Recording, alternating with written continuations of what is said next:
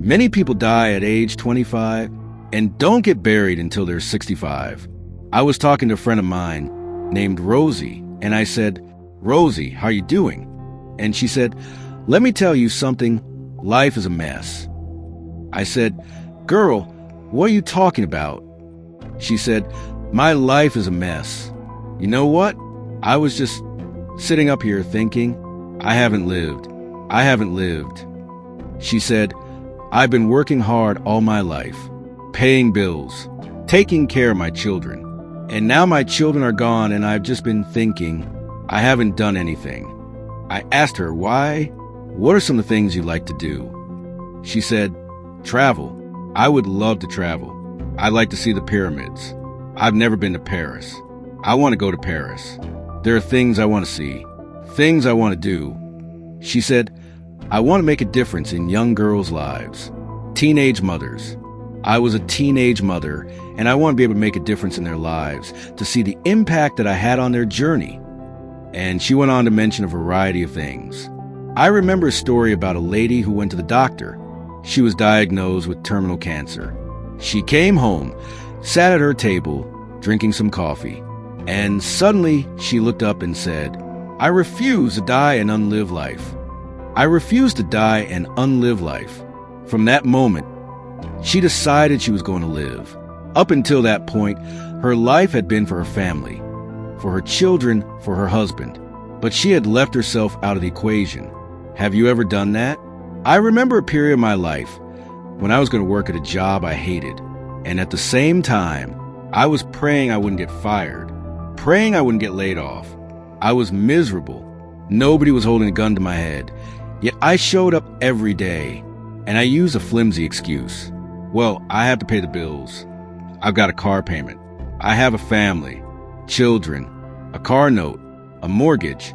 I've got to survive. But ladies and gentlemen, that's not living. I was just showing up for a paycheck. A friend of mine once said, "You know when people change?" I said, "No, when?" He said, "When they get to the point where they say, I've had it. I've had it." And I believe the only reason you're listening to me right now, the only reason you're watching this, is because somewhere deep in your heart, you've looked at your life and said, I've had it. I can do better than this. And let me share something with you. You can. If anybody told me years ago what I'd be doing now, I wouldn't have believed them. What I'm about to share isn't to impress you, but to impress upon you what's possible when you work on your mind. Because here's the truth. How people live their lives is a result of their state of mind. It has been said, you don't get in life what you want. You get in life what you are. So part of the process is this. Number 1, expose yourself to positive messages. That's what I'm doing right now. I'm interrupting the story in your head, because how you live your life, how I live mine, how we all live is a result of the story we believe about ourselves. Most of us are born into stories. I was born into a story where we were poor, but I didn't know it. Not until I got on a bus with my mother going to do domestic work on Miami Beach. When we crossed a Venetian causeway, I saw those big, beautiful hotels. I was in the homes with my mother, making beds, cleaning. We ate the food left over from the families she cooked for.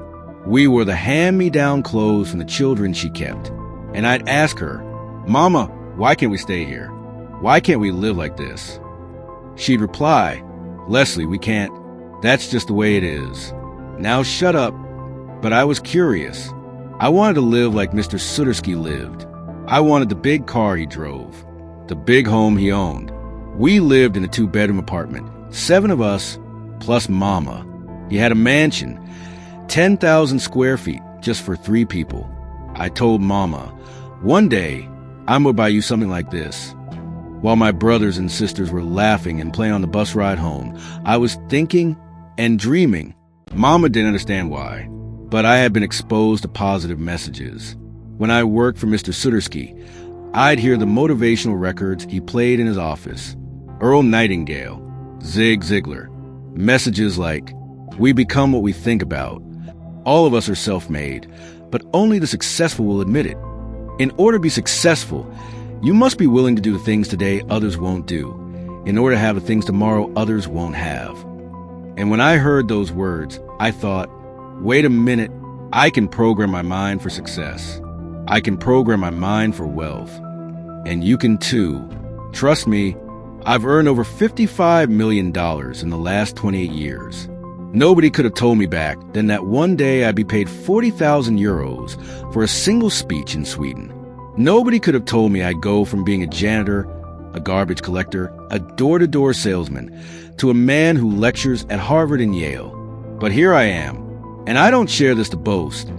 I share it because there's more in you than you've been expressing. Like Simba in The Lion King, there's more in you right now than you see in your life, your job, or even your bank account. You have greatness within you. And if you're going to unlock it, you must make a conscious choice every single day to feed your mind with positivity. That means, 1, listen to motivational messages every day. 2, read 10 to 15 pages of something uplifting every day. 3, upgrade your relationships. Surround yourself with people who inspire growth. 4, write down your goals in detail. 5, take 7 action steps toward them daily. This is how you begin to rewrite the story in your head. This is how you step into the life you were meant to live. And yes, you will stumble. You will fail your way to success. But remember this, if you can look up, you can get up. So today I encourage you to live full and die empty, because there is more in you right now than you've ever imagined. Exist and live in full. Die empty. And never forget, you have greatness within you. Do you enjoy this motivational fire? Kindly give us a like and comment below on what you have learned from this motivation. Also, subscribe to our channel to encourage us to bring you more motivating videos. See you in the next video.